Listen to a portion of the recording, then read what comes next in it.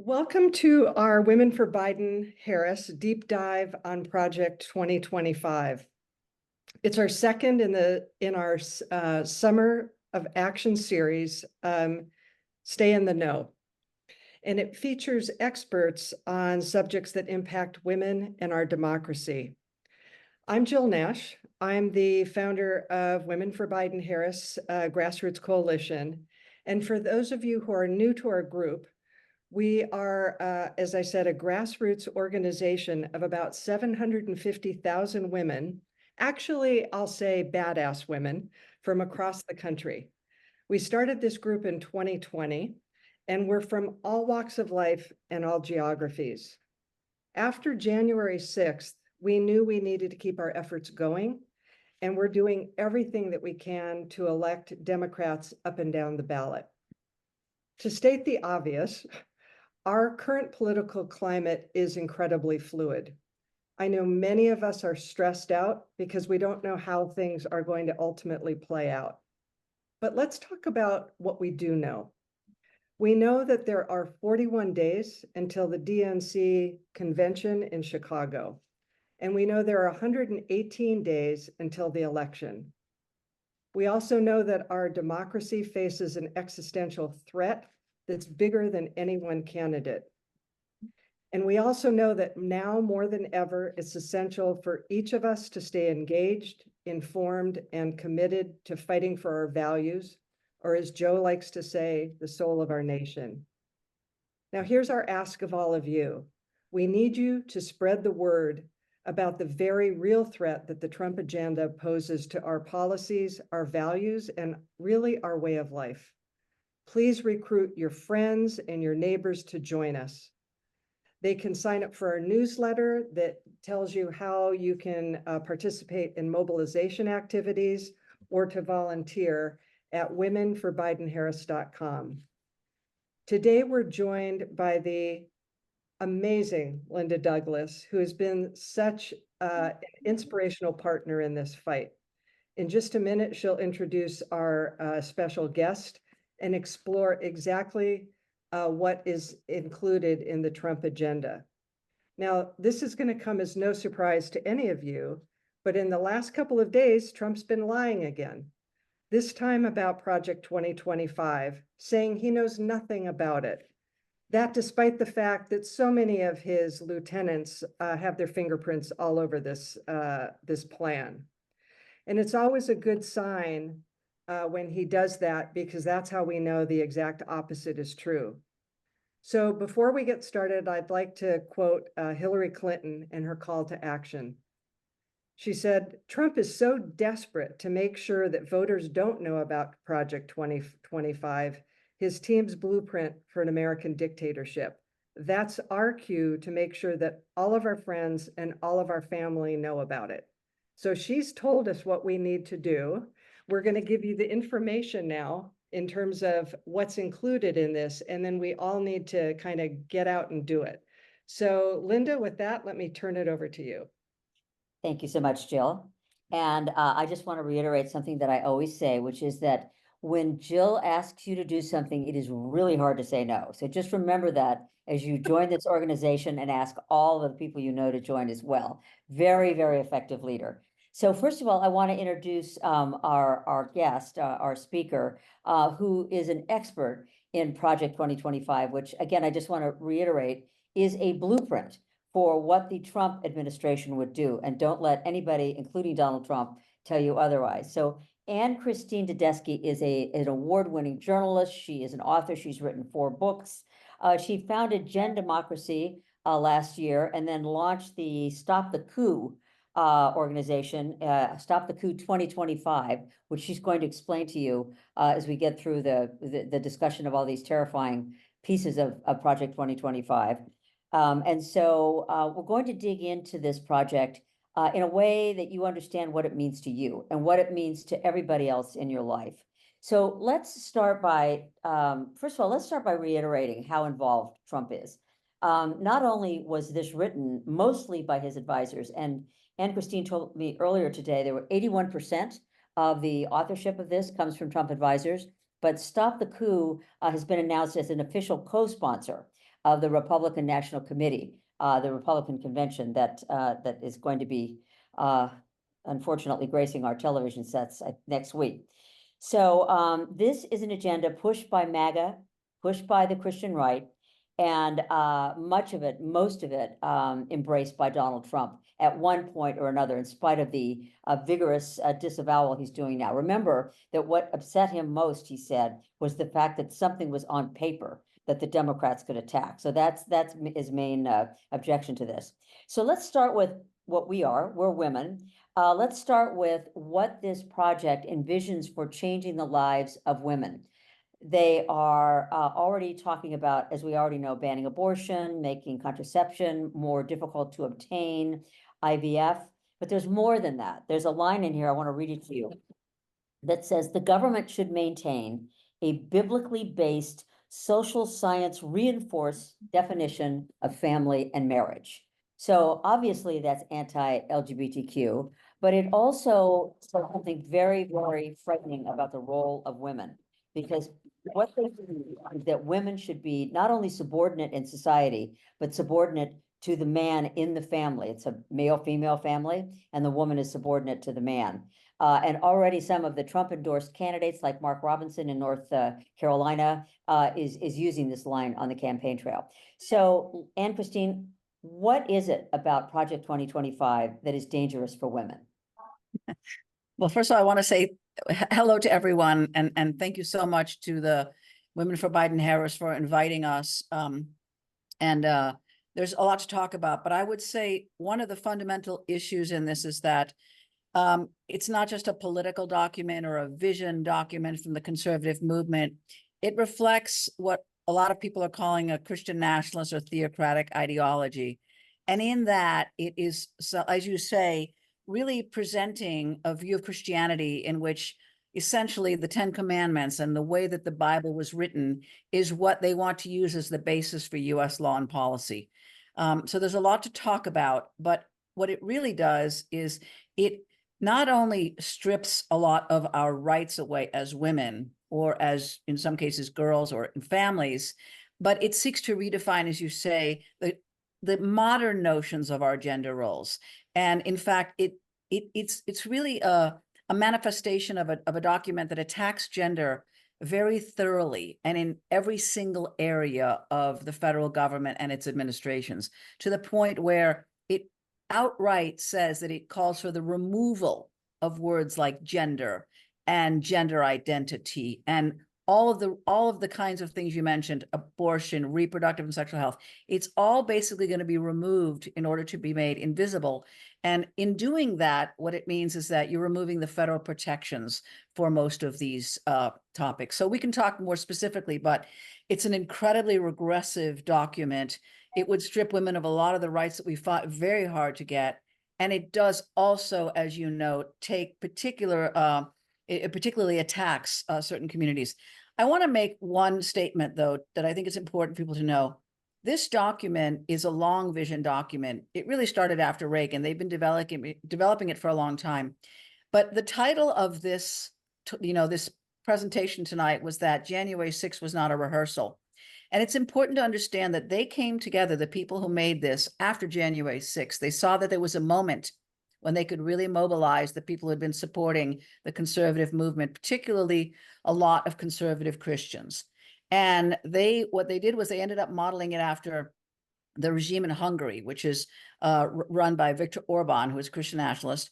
And what Viktor Orban did in the last 15 years or so is he took a couple of issues that he really weaponized. One of them was abortion and reproductive rights. The other one was transgender. And the third one was immigration. And those were very effective in scaring people and polarizing. And so the people who put together Project 2025, which I'll tell you a little bit about in detail, actually went to Hungary and studied this and met with Orban administration people to figure out how they could do it. They came back and they wrote an incredible manifesto. And it has a lot of traditional conservative ideas, but is a far more radical and extremist document that seeks to not only give unprecedented power to the presidency and to kind of a group of sort of loyalists, but it dismantles our system of government profoundly. It totally destroys our democracy, destroys our checks and balances, and it puts in place social policies that are anti-woman, anti-diversity, anti-LGBT, and definitely very strongly anti-immigrant.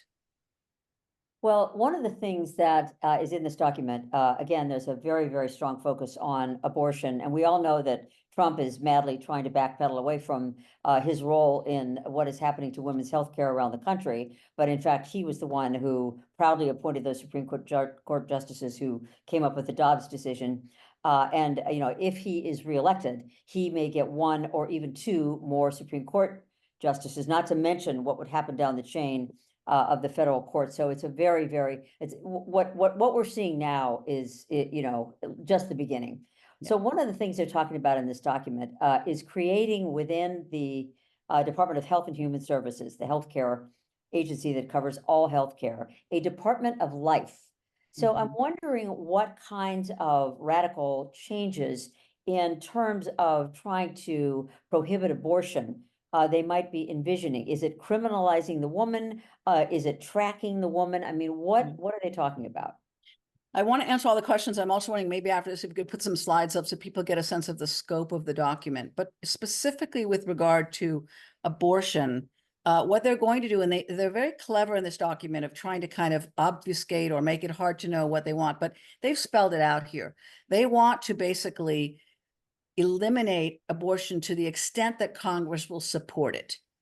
So if they don't say we're going to ban abortion, they're going to say we're going to do everything we can to, if Congress wants to ban it, well, then that's what would happen, right? And I think it's important to understand that they're not just going after abortion, they're going after also birth control, as you mentioned, IVF, and we'll go through it.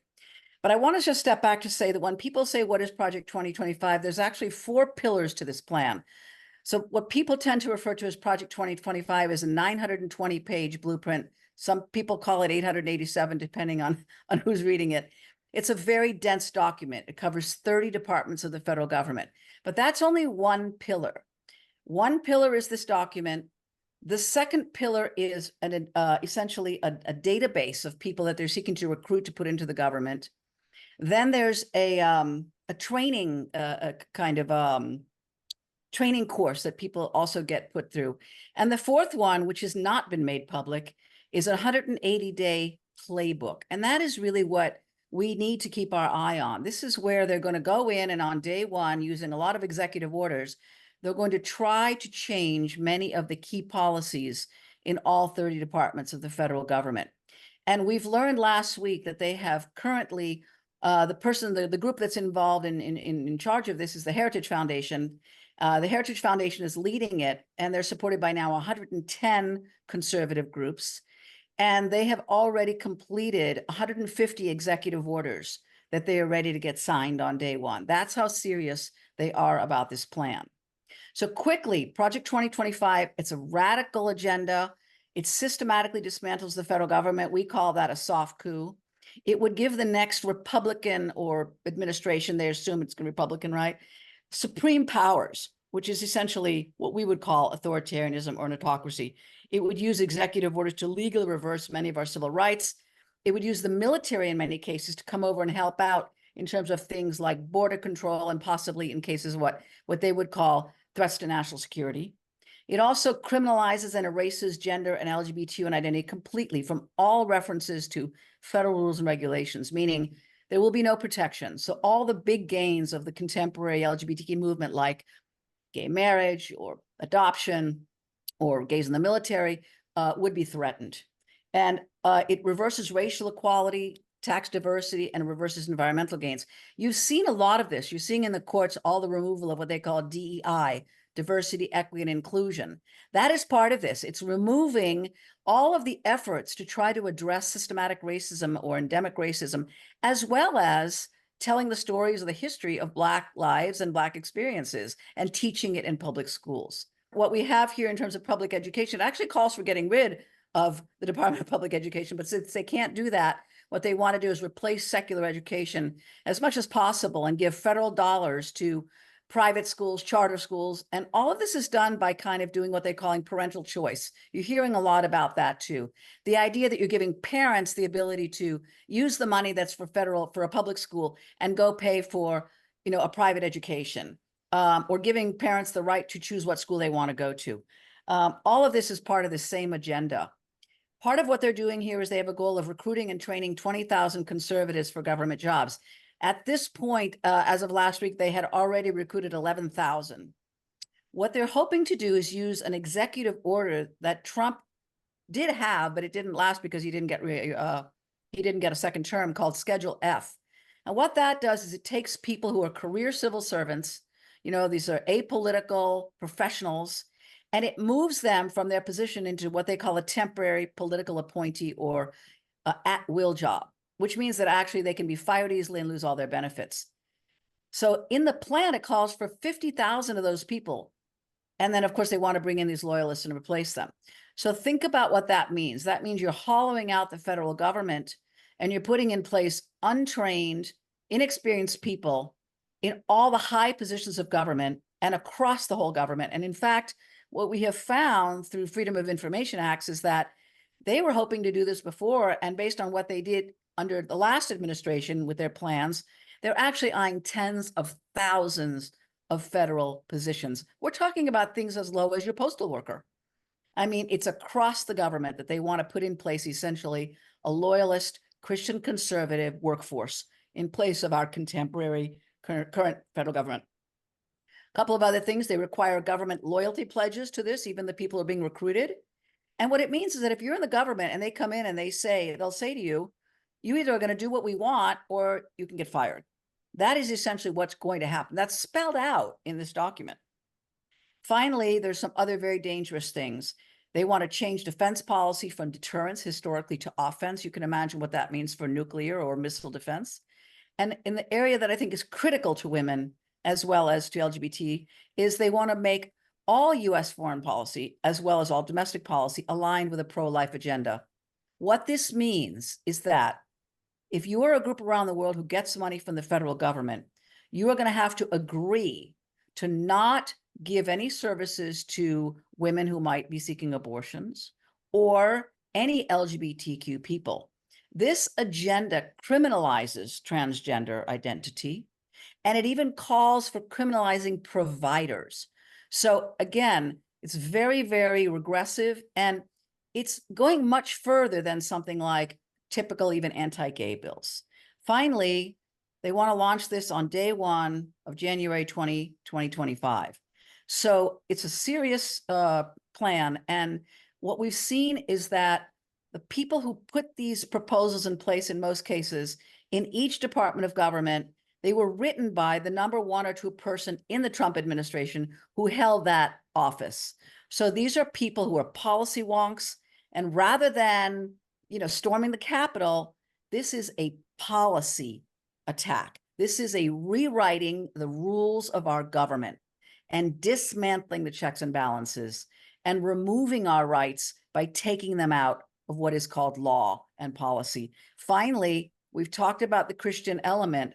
Much of this is about advancing a vision of a future American Christian state run by Christian leaders in which Christian religion would be superior. It doesn't say you can't have other religions. It says that Christianity and the Bible, including literally the 10 Commandments, should be the base of our law and policy in the modern American government. Yeah, that's a fantastic summary of what is in this. I also wanted to say, I can't remember if I've said this before, but if I didn't say this, if you have questions, we're going to be able to take a few questions at the end. You can put them in the chat. I see some of them are popping up here. So I just wanted to say that if you do have some questions for Anne Christine, you should put them in the chat. So let's talk about the real world consequences of replacing civil servants who are people who are experts, professionals, experts in their fields, whether it's science, medicine, transportation, safety, food safety, environmental protection, whatever it is. I mean, what kind of people are we talking about here who could be replaced by friends of, the Trump and MAGA who have simply signed this loyalty pledge? What are we talking about in terms of the reduction of the kind of expertise in government services that we're used to? Every time there's a change of administration, you usually get anywhere from 4,000 to 7,000 people who might get replaced. These are typical political appointees. In this case, however, when we saw the specific federal positions that they wanted to replace based on these Freedom of Information Acts that were done in 2020 when they were hoping to start with this, we found that these positions don't even include high-ranking policy positions. They go all the way down to things like people who are, overseeing computer systems. Anywhere, it's really just an incredible, wide, sweeping gutting of the federal workforce. And what it means is that, I mean, many of the people think about it, these are people who have been professionally trained and vetted.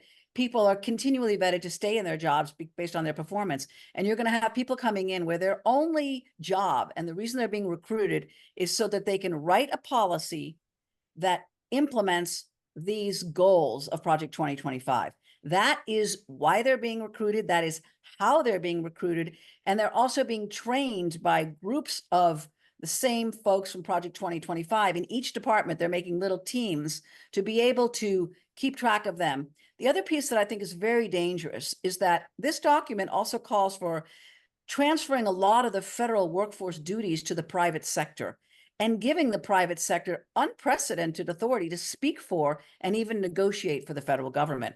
We're talking about private legal groups. We're talking about people coming in and running parts of the VA, other departments.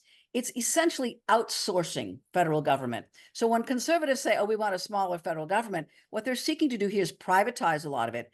And that means that these are people who have not been elected. They're not accountable to us. And their motives are, and they don't know the government in that sense. So again, ultimately, when people have looked at this in different sectors, whether it's in climate or food safety or agriculture, they're absolutely sounding the alarm.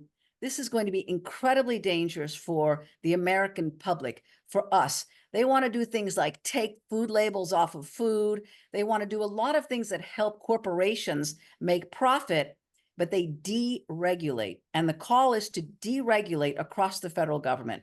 So to me, what it means is they're taking off the brakes of what keeps us protected.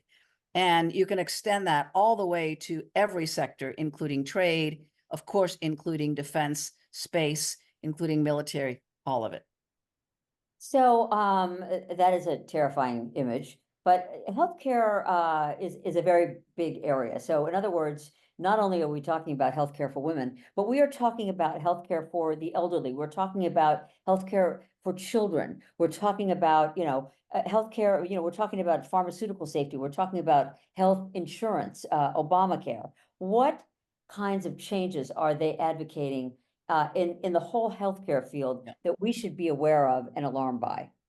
I think the first most important one is to know that they are seeking to restrict a lot of the federal benefits. So they are, in fact, seeking to restrict Medicare, and they're seeking to restrict some Medicaid. They are going to, well, they'll say with regard to things like prescription drugs, they may not say, because they're being trying to be very careful on prescription drugs, but they will cap, they'll put ceilings on the kinds of benefits you can get. With regard to federal benefits like, let's see, some of the typical ones. We're talking about food stamps. We're talking about WIC, women and infant children. All of that is going to be cut. They're talking about cutting school meal programs. And then I think the other piece that's important when we talk about the family policy is that they consider the only legitimate family to be a married woman with husband, possibly children. So in other words, single heads of households won't necessarily qualify for the same kind of benefits. They want to favor marriage. They want to favor married people. All this has an impact on health. Then the other health impacts, of course, as we know, are the things you've talked about, climate and stuff. When you start to remove regulations, that impacts the food, the water.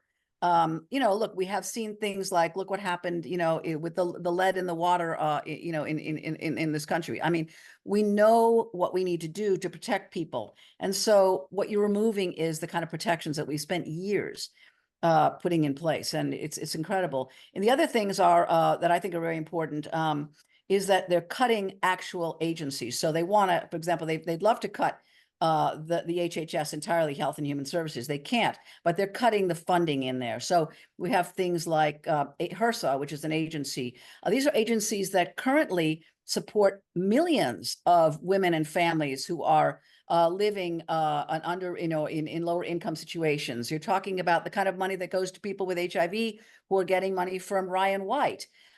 And so it's difficult to put numbers on these right now, but the call is to restrict it. And when you look at the specific departments and what they're seeking, you can see how they're seeking to move it around. It's going to be cuts that are going to hurt people, and it's cutting healthcare. Obamacare, they want to get rid of, as we know, but what they do specifically call for here is trying to increase the private alternatives to Obamacare and, making that more of an option. Again, most of this plan in every area is trying to outsource and privatize where they can. So, and you mentioned climate a couple of times, but let's kind of drill down into that too. So, and Trump, is very open about his disdain for climate change measures. When you look at climate change, I mean, we are looking at a world that is in danger for our children, our grandchildren, their children, if we even get that far. I mean, given what is happening to the planet with flooding and fires and extreme heat and violent storms, drought, starvation, et cetera, et cetera. So, the idea that they want to put the brakes on climate change has been out there for a while, but what are they specifically talking about doing to address this threat or to refuse to address this threat? Yeah. Well, what they say is on the very first day, as of a day one, they're going to freeze all Biden climate treaties. That gives you an idea of the agenda. Then they're going to review them and they want to reverse them. So we're talking about everything from the Paris Accords and other. They want to remove the concept. It's a climate denial document. It doesn't acknowledge it. And so then you're going into all the areas of the environment as well as energy. So green energy, electric vehicles, and all of that. It's an agenda that is supporting fossil fuels. It's supporting big oil and gas, and it gives breaks to them. So, it's that kind of agenda. But in terms of climate, it's devastating because we are seeing. So even if you think about 4 years of a reversal, what kind of impact that could have on our planet, it's terrible. And then you combine that with getting rid of regulations. You have this combination of things, right? Where we not only are not going to be able to protect, but we're also not going to be able to have the data to know how it's impacting. They don't want to collect any more data on climate. They don't want us to know what's actually happening. So it's very important to pay attention to these, issues of policy, because that really spells out what it means. It's the same thing really in some ways that they're doing in other areas. Even, for example, with regard to healthcare, they don't want to document these issues and, what's not happening or inequities, because then people could complain about it and say, well, we need to improve this. So it's really a document that is seeking to reverse many of the progressive gains that we have gotten. And climate it's just devastating. We really need to mobilize so actively around this. And, that is terrifying because, I mean, that is something where if we don't do something now, obviously we know this, then it's going to be too late.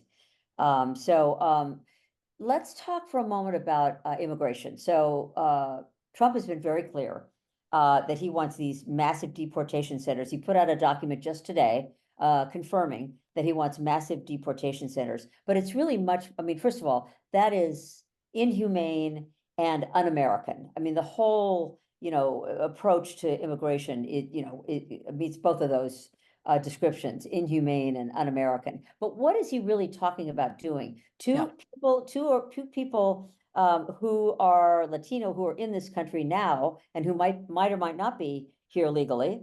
And what sorts of investigative surveillance, arresting powers, enforcement powers is he talking about? And what is he talking about with respect to refugees from all over the world? Okay. I think the first thing to know is that in order to do the immigration policy, what they're seeking to do is to change the systems they have right now and make the greatest law enforcement agency they've had. They want to combine Homeland Security with other agencies that do border control and make them into the third largest agency in the federal government with cabinet level position. And then they want to militarize it, meaning that they want to bring in troops to help militarize and seal the border. They do plan, as you mentioned, to round up, detain, and then deport tens of thousands of immigrants. We don't know how many because they won't give us a hard number, but as many as they can, certainly, millions. And I think what's important here is that they're not just going after undocumented immigrants. They're seeking to cut off immigration, what we call the chain of immigration. So, for example, that means targeting spousal asylum. somebody who wants to marry, has married someone and wants to be able to help them come in, have them come in the country once they've gotten married, et cetera. Spousal visas, spousal visas. They want to end the birthright citizenship that children have when they're born here. These are examples. They also want to do things, and specifically because, again, they're very focused on the modern, what they call the modern family. They want to stop the chain of migration. So, for example, people who have got, an LGBT who've gotten a partner through marriage, they want to stop that. They even talk about retroactively going back to try to stop this. They're also doing other things that, are going to hurt the American economy. One of them is they want to restrict the visas that are given to seasonal workers, agricultural workers, and even enforce that and punish, for example, farmers or others who hire people. They want to limit them so that they don't want to completely get rid of them, but within a matter of 10 years, they want to really restrict this. They also want to cut down on people who are coming in to do construction work. It's kind of this idea of this America first. And when you think about who's actually doing the work of building houses or, harvesting our fields in America, we know that it's an enormous labor force, and a lot of it is a seasonal labor force, much of it coming from people who are coming in to do that work from other countries. So these are really some of the big pieces of it. They're also doing things like extending their surveillance. So they're giving a typical civilian law enforcement, so for example, sheriffs or others, they're giving them a right or a new authority to be able to detain people on the grounds on suspicion of being undocumented. This is a very chilling, right? A chilling effect. This is racial profiling. We know we can call it that because we know that's what it's going to be. They're doing things like allowing ICE to not only raid premises, but to, for example, go onto the site of a work site just on the grounds of suspicion, not evidence, but on the grounds of suspicion. So what is going to be the effect of this? It's going to be terrifying people. It's going to be making people afraid to show up for work. All of it is really criminalizing and weaponizing immigration as an issue. And we've seen some of this. We saw this, obviously, there were children in cages in the first administration under Trump. But I always want to make it a point that this isn't just Trump. This is a movement. And they've done this. Trump is interested in this agenda as much as he's trying to say that he's not. I think we've made note of that already. This is very much an agenda that was created by many of the people who were in the first administration. And it's already being advanced by people who are in charge of the current Republican platform. So a lot of the agenda that you read here, Linda, today, these items, they're basically very much a mirroring of what we find in Project 2025. And the agenda is very much one that there's a lot of people in the conservative movement that support this. It's really criminalizing and going after. But I also think the important part is it deports people. It will deport unaccompanied children back to home countries. And then in terms of asylum, it's making it harder. So, for example, with LGBT people, others, if they got out of their country because they were being persecuted and they're in a third country, they want to prevent the United States from now letting them come to safety or getting to another country. So it's very much more cruel. It's extending the punishment. And I think it's really important to talk about how cruel this is. And I think, it is a really overwhelming document, but one of the things we've done with our campaign is break this down into literally like 2-page documents with little bullets so that you can read it and not feel overwhelmed, because it's intentional. They didn't think people would want to read 1,000 pages, but we did. And we're making it available. And again, your network is going to make it even more available for people who, listening, who are going to go talk about this. Don't get overwhelmed. Read it. You can make, you'll be able to grasp it pretty quickly. And then I always say, figure out how this is personal to you. This is somebody is going to be impacted by this. These are people in your community. And there's no sector that's not being targeted. We haven't talked about religious liberty too much, but I mean, what does it mean for people who are not Christians? This also wants to, he also wants to resurrect the Muslim ban, and he wants to extend the Muslim ban to more countries. This is Project 2025 again. So, we've seen that this is really, underneath all this, the other thing we talk about is that this is very much a racist and a white supremacy agenda. As you read this document, and we talk about it in our campaign and some of the literature, underneath a lot of this, it's a fear of white, a sort of white people being afraid of the diversity of America, being afraid of losing white power, white identity. And you see a lot of white nationalist groups who are in this, advancing this idea. You know, it's really something that's very prevalent. And when you read this document, you understand it's this kind of fear that is being sowed. And they talk about this openly, saying, you know, this is why we want to have Europeans come to America, and we don't want Mexicans. We don't want people from China. We don't want people. We want, quote unquote, the good immigrants. You'll see Trump has used that language. We see this manifested in this document. It is very much an anti-diversity, anti-Black, anti-brown, pro-white document. And it also seems to be, in such a bizarre way, anti-children. So some of the things we talked about is, you know, taking away the right to health care for children, reducing access to health care by cutting Medicaid, by cutting Obamacare, cutting school lunches, cutting food stamps. And now I'd like to talk just for a second, and let's try to sum up two topics in one at the end here before we get to your call to action, and then we take some questions from our audience. But what about the most profound institution of all, and that is the school? What are they proposing to do when it comes to children in school? We've talked about, you know, posting the Ten Commandments. I know there's a call in this document for using the Bible in education, but there's a lot of things that have to do with funding homeschooling. I mean, how qualified are those people? What are we talking about in terms of education? And then if you can just follow that up with a quick comment on what are we talking about when it comes to the economy? Because, you know, not everybody, lots of people who are voting for Trump seem to think he's going to do a better job with the economy. So if you can take those two, schools and the economy, in about the 5 minutes or so that we have left. I'll do the schools quickly to say that if they could, they would get rid of public education.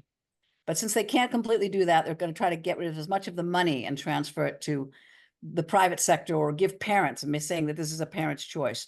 But they're also attacking students who are lower income and students who are trying to go to college. They're going to take, for example, student loans, and they're going to put the financial part of student loans under the Department of the Treasury in order to try to get a better investment for the government on this, make it harder for them to get the money, and also crack down on the defaults of the loans. This is the opposite of what the Biden administration has done in trying to do loan forgiveness. It's also doing things like, for example, saying that they call them federal children, the children of the military and Native American families' children, that those children should be allowed, or even also Washington, D.C. children. They're all called federal children. It's a very colonialist term. And they want to give them the ability to not attend public school. So they can take the money and they can go to another school. And of course, those schools that they're favoring are Christian-based education. They do want to replace curriculums. And this is, again, part of what we talked about earlier with the anti-DEI. They don't want to teach sexuality. They don't want to teach diversity. They don't want to teach the history of America. They don't want to teach race. And these are all parts of this making the education be more of a Christian, you know, what they call family values or pro-life. It's essentially anti-choice, anti-diversity again. And again, having zero mention. The other things that we see is, of course, you know, no mention of anything to do with you know, gender and sexuality. So, you know, you're seeing a lot of book bans, you're seeing a lot of these kinds of attacks. And we see this also in this document where, for example, even to promote something like LGBT, if you're a librarian or somebody doing that, you could yourself be criminalized. They want to actually call transgender issues pornography, right? And if you are someone who wants to maybe, you know, put out a LGBTQ book or some content, you could be deemed a sexual offender. That's how much they want to criminalize the people. So it's going from criminalizing a group to then criminalizing the people who might support that group. So let me just ask you a quick question about the economy. Why is Project 2025 not good for anybody who's worried about their economic prosperity and the stability of their futures? Well, I think it first of all, it reverses a lot of financial policies, and you know, it wants to change the tax code, obviously giving great breaks to the highest and the richest, and then some other things that they do is they are changing some of the Title I, Title II, and Title 8 of the Dodd-Frank Acts that regulate some financial things. So when you break it all down, what it means is big business gets great breaks, but then everybody else doesn't. And I think that that's really critical. And the other thing is that, for example, they want to wind down Freddie Mac and Fannie Mae. Fannie Mae and Freddie Mac. So again, harder to get a loan. They want to boost private investment. It's all about taking this federal system and trying to privatize it. And we know what that means. That means when you privatize it, the terms are that whoever's giving you that money is going to make money. And that is the difference between a federal government versus a private system of, whether it's real estate loans, whether it's student loans, et cetera. They do want to privatize student loans as well and put all the student loans under sort of being run by a financial corporation, a new financial corporation, and then overseen by these, loyalists who are Project 2025 people. Yeah, and it's all for, the billionaires and tax cuts and, tariffs that are gonna make consumer goods more expensive and so forth. So we want you now to tell us what can be done here. We say, here's our takeaway messages. One, Project 2025 is a threat to all of our freedoms. That's the number one. The second one is that it destroys our checks and balances. And we do say that Project 2025 will take away women's rights to health care, and it's a major backlash. We think that those are three of the most important messages. Whoever you're talking to, those are really big ones right now, especially for this period of time. This is what people really care about. We always tell people the first thing you should do is read the plan. Find out how it impacts you directly, whether you're a young person, whether you're working in some area, whether it's immigration, whether you're working in education. See how it impacts you. Secondly, talk about it. The first thing you can do is really tell everyone you know. The third thing is see how it impacts you and look at your community. What might you lose? What we're saying is that one of the things that we're seeing with this plan is it's intersectional. It impacts a lot of groups. So locally, no matter where you are, it's going to impact all these different sectors, which means that you have a lot of allies that you may not have thought about that are in your community that can come forward and work together. We urge people to talk about it, host, whether you're hosting something at your house, whether you're hosting something at a local library, whether you're hosting something, reach out to your, local leaders, reach out to your stakeholders, reach out to your schools, reach out to bookstores. These are all people and groups who are going to impact it. And ask your representatives, what are they doing? Now is the time. What are you doing about Project 2025? I want to mention two other things. There are the congressional group, a congressional task force that has been pulled together by Representative Jared Huffman, as well as Jamie Raskin and some others. They are working on a legislative agenda. They're planning to host some meetings in September in Washington, I believe. And I think that we should get in touch with them, talk to your representatives and say, what are you doing about Project 2025? The second thing is there are some working groups that are active. Democracy Forward has brokered them, and anyone can really participate. So they're looking at a lot of these issues, whether it's weaponization of government or education.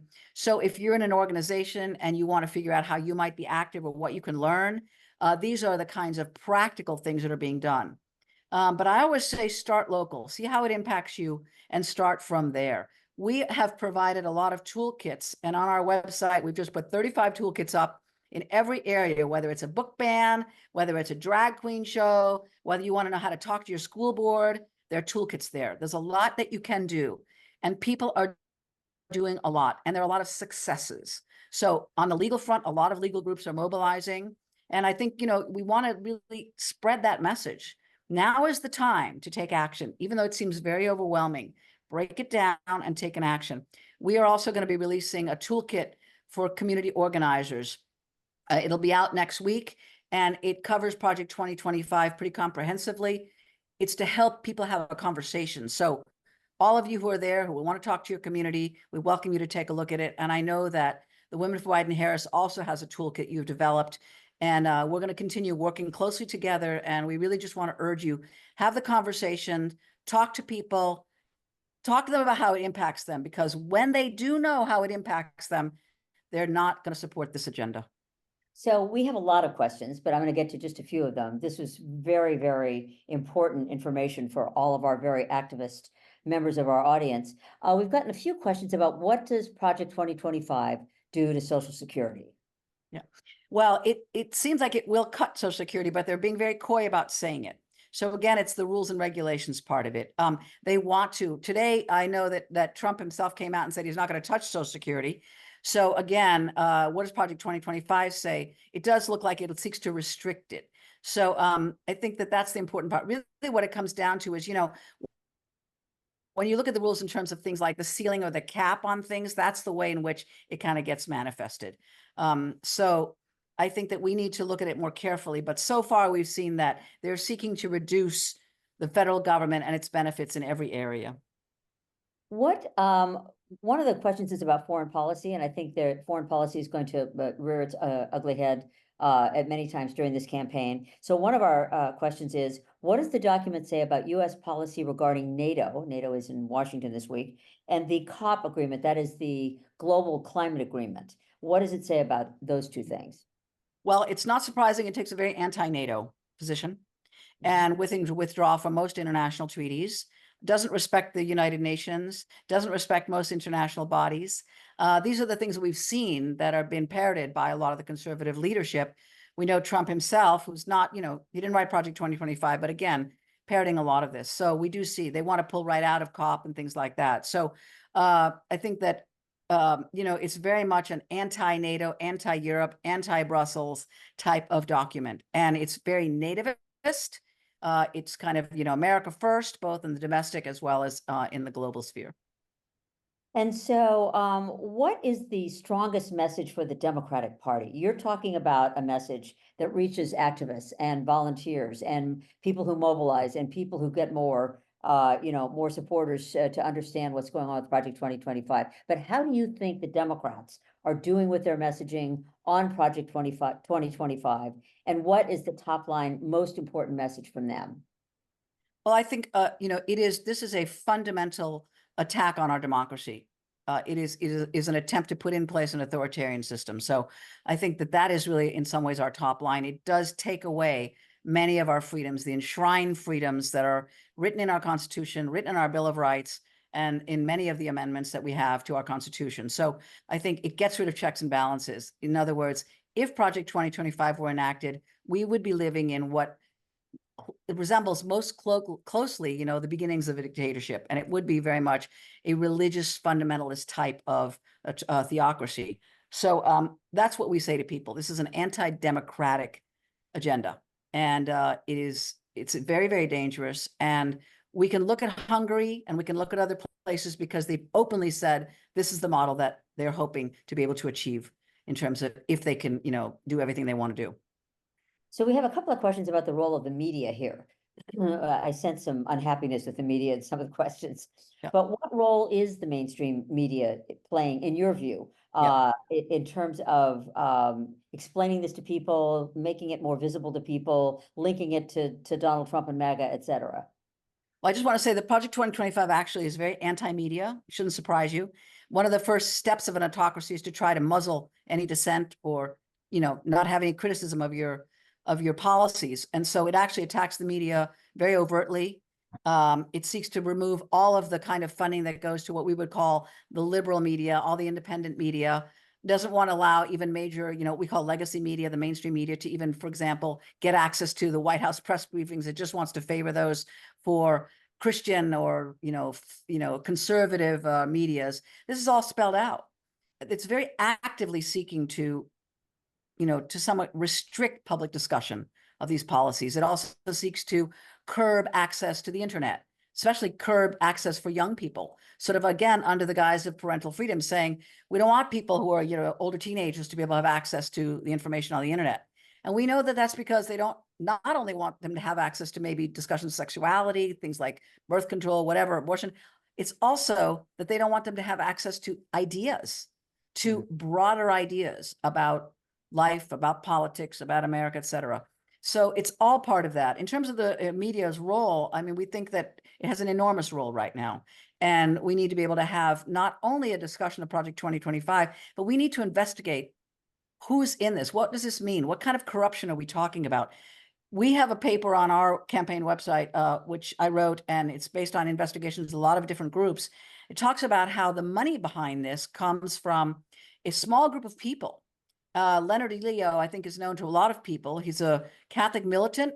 He helped to put our 6 conservative Supreme Court justices on the Supreme Court. He's put a lot of lower justices on the courts. And he was able to get access to $1.6 billion from a Chicago financier. And he's given it to these plus 100 now conservative groups to implement this agenda. This is dark money. No one is accountable for this money. And Senator Whitehouse has been holding hearings about this, trying to make this more visible. We have dark money that is being used to influence American policy and our laws and our regulations. And we need a lot of good media investigation about that as well. Does Project 2025 indicate somewhere in all of its, obtuse, opaque language that there would be a move to cut down on civil protests? Yeah. Well, I think it's very important to say what it doesn't say. What it does is it says under the kind of guise of domestic or terrorism, there might be a need for bringing in troops. And I think that what people regard is it doesn't, for example, mention the Insurrection Act directly, but people who have been in the Project 2025 orbit and others, Stephen Miller and others, have openly talked about the fact that they want to be able to have access to use the Insurrection Act, which is essentially say that in situations of national security, you suspend the rules and you declare martial law and you bring in national troops and you do what you want. So that is a fear. But Project 2025 is careful in its language. At the same time, it definitely calls for, when necessary, bringing in military troops to support domestic law enforcement. So let me ask, this may be the final question. I might be able to squeeze one more in, but we talked about education and how funding might go to homeschooling and so forth. And one of the questions is, how do they get rid of funding for public schools? Obviously vouchers in some states, but I don't understand how, when it is voted locally, that it can happen broadly. So can you talk, I know there's pernicious efforts in legislatures, for example. So talk a little bit about what Project 2025 envisions. Well, what they're doing is they do it in all sorts of ways. They have a federal amount of money that tends to get, you get block grants to states and schools. And so they're working on that level where they actually say they want to punt a lot of the money to states, but then they want that money to be controlled by conservatives in the state. So there's a couple of different ways they do it. And again, I keep stressing that one of the big pushes is about this idea of parental choice, of giving parents the right to be able to get access to that money. They even want to do things like set up parents' savings accounts where they take the federal money and put it into a parental saving account and they can use it and spend it the way they want. And you asked earlier about things like home care. I think, again, we're talking about an agenda where they believe that women should be at home, women should play a traditional role, men should be in charge, men should be in the public sphere. This is discussed openly in this document. It is a, quote, traditional values document. And again, it's about taking away women's right and agency and taking and putting, a kind of very patriarchal vision. And it comes down to also money. Again, where does the money go? Money goes to a family if it's a mother and a husband, or excuse me, a husband and a wife and a child, but not a single, single individual, a single head of household. So when we think about America and its many, many kinds of families, we're talking about restricting funding and giving it and favoring some groups and not others. So I think we have time for one more question. And so the question is, how are the Republicans talking about Project 2025? I mean, do you have a sense out there in the tightly controlled Republican universe where everybody seems to be singing from the same hymnal? How are they talking about this? Well, I think the fact that you see Trump backing himself as fast as he can away from Project 2025 is because, in fact, when they find out about it, a lot of people are scared. And that includes, Republicans, moderate Republicans. What we're seeing, though, is that the Heritage Foundation is trying to use the infrastructure of churches. Specifically, there's a very conservative tradition called the New Apostolic Reformation, which is a whole branch of the Christian nationalist movement. And they're trying to speak about that. They go in churches, they send them voter guides, they also send them recruitments to be part of Project 2025. So it's using these different structures to try to really get the word out, and kind of say, this is your biblical duty to support Project 2025. This is how we're going to have a Christian nation. So it's really an appeal emotionally to people. And there are a lot of people who are swayed by that. At the same time, when they actually find out what's in it, people are very invested in their own rights. And when they realize that they're going to lose their own freedom of expressions, their own freedom of, of choosing what they want to be able to do, there's very few people that are going to support that kind of agenda. And so they're doing their best to not talk about it, right? But luckily, we're getting more and more attention to it. And I think with what you all are doing and others are doing, a lot more people are going to be talking about it in these next 2 months. So let's talk about what we are doing. And I'm going to pass back to Jill. And that was amazing. And Christine, that was just amazing. But back to you, Jill. AC, Linda, thank you so much. I don't know about you, but I think tonight I'm going to need a sleeping pill if I'm going to be able to get any sleep. That was terrifying. Yeah. Okay, so I started in my earlier comments. I said Hillary Clinton has given us our call to action. She has said we have to talk about this to everybody that we know. AC reinforced the same thing. We're trying to make it easy for you. So we are encouraging, as a part of our Stay in the Know Summer of Action series, for you to host house parties. Call up your friends, make it a fun event, have a little wine, crackers and cheese, but we've given you a toolkit that you can find on womenforbidenharris.com. We've got fact sheets, we've got discussion guides, and it makes it super easy for you to invite friends in and spread the word. So that is incredibly important. Throughout the summer, we're going to host more of these, and we'll give you more toolkits, but we have to keep working out in these concentric circles, and we have to be talking to as many people as we possibly can. And we have to reach new women. They can't just be women that are already kind of in the loop. We've got to expand our circle of influence. So host a house party, recruit more women. We need as many volunteers as we can humanly find. This is not a time for anybody to be on the sidelines, and we have to find different ways to help mobilize women. And you'll find all of that on our website as well.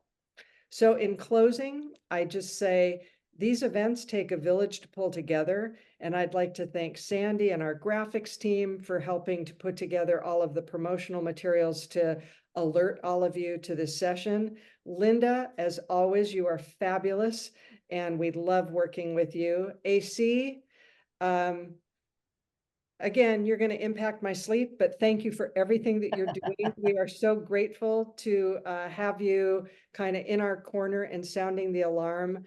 Audrey, Tina, and team, you put together the toolkit. Thank you. Again, you can find that on womenforbidenharris.com.